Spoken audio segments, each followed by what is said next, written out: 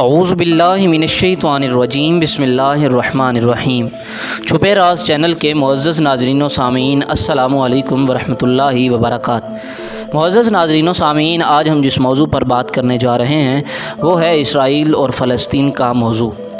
ناظرین و سامعین، یہ اس خطے کے اندر ایک ایسا مسئلہ ہے جو کہ ایک لمبے عرصے سے قائم ہے اور ابھی تک اس کا حل ہونے کے کوئی چانسز نظر نہیں آ رہے۔ یہ دنیا کی پوری اکانومی کے اندر سب سے زیادہ افیکٹ کرنے والا ایک عالمی ایشو بن چکا ہے۔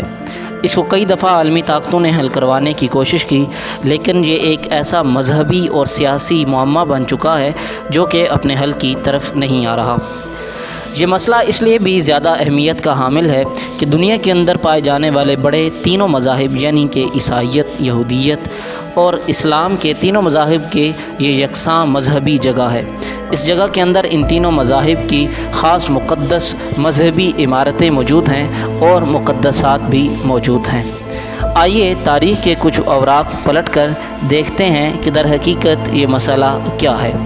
گوگل پر موجود تازہ اعداد و شمار کے مطابق پوری دنیا میں یہودیوں کی کل آبادی محض 1,47,00,000 ہے اور اس میں سے 67 لاکھ یہودی اسرائیل میں رہتے ہیں، جبکہ دوسرے نمبر پر یہودی جس ملک میں سب سے زیادہ رہتے ہیں وہ ہے امریکہ، جہاں 57 لاکھ یہودی رہتے ہیں۔ یعنی یہودیوں کی بڑی آبادی دو ہی ممالک میں ہیں، جس میں سے ایک خود اسرائیل ہے اور دوسرا امریکہ۔ اب شاید سمجھ میں آ گیا ہوگا کہ کیوں امریکہ اسرائیل کے ہر غلط عمل کی حمایت کرتا ہے۔ یعنی دنیا کے 1,47,00,000 یہودیوں میں سے 1,24,00,000 یہودی ان دو ملکوں میں رہتے ہیں، یعنی باقی 23 لاکھ یہودی دنیا کے دیگر ممالک میں رہتے ہیں۔ واضح رہے کہ دوسری عالمی جنگ سے پہلے پوری دنیا میں یہودیوں کی آبادی 1,66,00,000 تھی۔ آبادی کے تناسب کو سمجھنے کے بعد تھوڑا تاریخ کے اوراق کو پلٹ لیتے ہیں۔ پہلی جنگ عظیم میں سلطنت عثمانیہ کی شکست کے بعد برطانیہ نے فلسطینی خطے کے کنٹرول کو سنبھال لیا۔ اس خطے میں اس وقت عرب مسلمان اکثریت میں تھے اور یہودی اقلیت میں تھے۔ اس حقیقت کو نظر انداز نہیں کیا جا سکتا کہ اس وقت تک دونوں یعنی عرب مسلمان اور یہودی محبت سے رہتے تھے، لیکن عربوں اور یہودیوں میں تناؤ اس وقت بڑھنے لگا جب عالمی برادری نے برطانیہ کو ذمہ داری دی کہ وہ یہودیوں کے لیے فلسطین میں قومی گھر کی تشکیل کرے۔ قومی گھر کا ذکر شروع ہوتے ہی خطے میں تناؤ شروع ہو گیا۔ اس کے بعد اچانک اس خطے میں یہودیوں کی آبادی میں بہت تیزی سے اضافہ ہونے لگا اور 1920 کی دہائی سے لے کر 1940 کی دہائی کے دوران خطے میں آنے والے یہودیوں کی تعداد میں تیزی سے اضافہ ہوا۔ ان میں سے کچھ دوسری جنگ عظیم میں یورپ سے ہولوکاسٹ سے بچ کر آئے تھے۔ طاقتور عیسائی ممالک کی ایما پر اور یہودیوں کے قومی گھر کے نام پر سال 1947 میں اقوام متحدہ نے ووٹنگ کے ذریعے فلسطین کو 2 ٹکڑوں میں تقسیم کرنے کا فیصلہ لیا۔ اس کے تحت طے ہوا کہ ایک ٹکڑا یہودی ریاست ہو اور ایک عرب ریاست، جبکہ یروشلم یعنی بیت المقدس 10 سال کے لیے ایک بین الاقوامی شہر رہے گا۔ یہودیوں نے اس فارمولہ کو فوراً تسلیم کر لیا، لیکن عربوں نے اس فارمولہ کو مسترد کر دیا۔ اس کے بعد برطانوی حکمران اس مسئلے کو حل کیے بغیر سال 1948 میں خطہ چھوڑ کر چلے گئے۔ ناظرین و سامعین، ایک طرف یہ ہوا، دوسری جانب یہودی رہنماؤں نے خطہ میں اسرائیل کی ریاست کے قیام کا اعلان کر دیا اور یہ سب امریکہ کی شہ پر ہو رہا تھا۔ یہودیوں کے اس فیصلہ کے فلسطینیوں نے مخالفت کی اور جنگ چھڑ گئی، جو آج تک جاری ہے۔ اس جنگ میں لاکھوں فلسطینیوں کو ان کے گھروں سے بے دخل کر دیا گیا اور تقریباً 7.5 لاکھ عرب فلسطینیوں کو جان بچانے کے لیے بھاگنا پڑا۔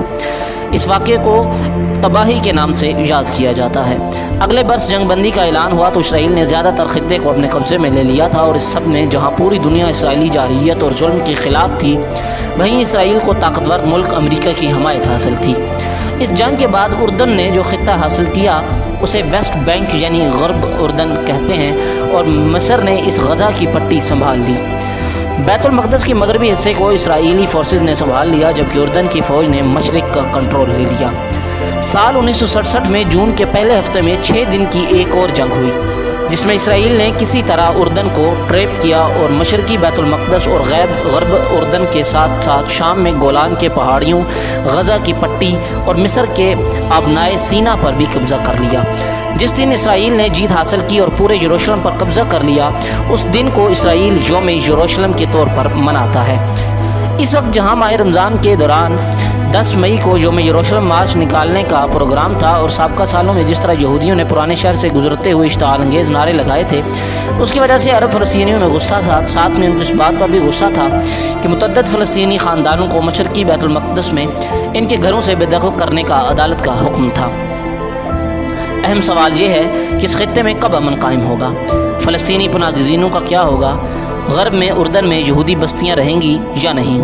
کیا دونوں فریق بیت المقدس میں اکٹھے رہ سکتے ہیں یا نہیں؟ اور یہ سب سے بڑا مسئلہ یہ ہے کہ اتنی کم آبادی والا ملک کب تک اپنی منمانی کرتا رہے گا؟ اقوام عالم جاگ چکے ہیں اور آہستہ آہستہ اس مسئلے کی طرف توجہ دے رہے ہیں۔ انشاءاللہ وہ دن دور نہیں جب فلسطینی اپنا حق لے لیں گے۔ اسی طرح کی مزید معلوماتی ویڈیوز کے لیے ہمارا یوٹیوب چینل چھپے راز سبسکرائب فرما لیجئے تاکہ آنے والی ویڈیوز بآسانی آپ تک پہنچ سکیں۔ اپنا بہت سارا خیال رکھیے گا۔ اللہ حافظ، اللہ نگہبان۔